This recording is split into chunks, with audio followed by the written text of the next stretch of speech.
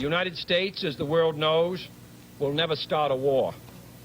We do not want a war. We do not now expect a war.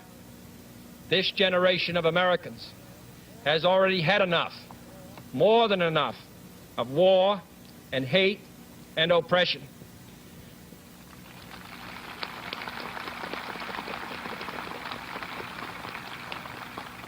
We shall be prepared if others wish it. We shall be alert to try to stop it. But we shall also do our part to build a world of peace where the weak are safe and the strong are just. First, examine our attitude towards peace itself. Too many of us think it is impossible. Too many think it is unreal. But that is a dangerous, defeatist belief. It leads to the conclusion that war is inevitable, that mankind is doomed, that we are gripped by forces we cannot control. We need not accept that view. Our problems are man-made, therefore they can be solved by man, and man can be as big as he wants. No problem of human destiny is beyond human beings. Man's reason and spirit have often solved the seemingly unsolvable, and we believe they can do it again. No government or social system is so evil that its people must be considered as lacking in virtue. As Americans, we find communism profoundly repugnant as a negation of personal freedom and dignity. But we can still hail the Russian people for their many achievements in science and space, in economic and industrial growth, in culture, in acts of courage. Just because Iranian hardliners chant death to America does not mean that that's what all Iranians believe.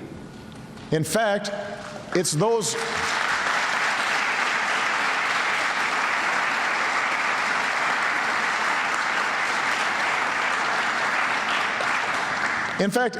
hardliners who are most comfortable with the status quo. It's those hardliners chanting death to America who've been most opposed to the deal. They're making common cause with the Republican caucus.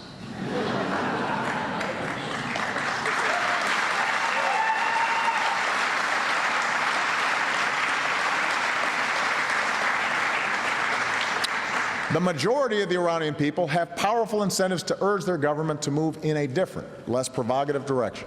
Between now and the congressional vote in September, you are going to hear a lot of arguments against this deal, backed by tens of millions of dollars in advertising. And if the rhetoric in these ads and the accompanying commentary sounds familiar, it should. For many of the same people who argued for the war in Iraq are now making the case against the Iran nuclear deal. Over the last couple of weeks, I have repeatedly challenged anyone opposed to this deal to put forward a better, plausible alternative. I have yet to hear one.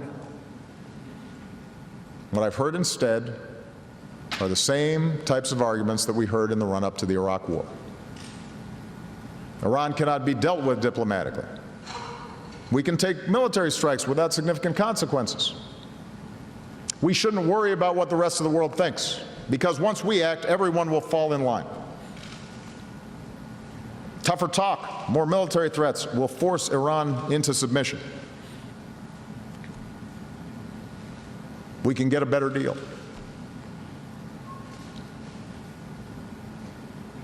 I know it's easy to play on people's fears, to magnify threats, to compare any attempt at diplomacy to Munich.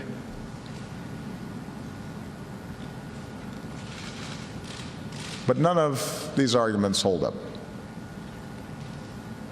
They didn't back in 2002 and 2003.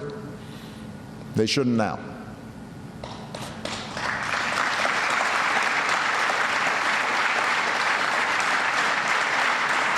The same mindset, in many cases offered by the same people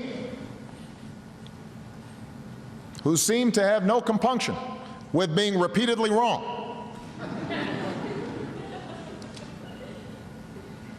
led to a war that did more to strengthen Iran, more to isolate the United States than anything we have done in the decades before or since. It's a mindset out of step with the traditions of American foreign policy, where we exhaust diplomacy before war and debate matters of war and peace in the cold light of truth. The United States, as the world knows, will never start a war.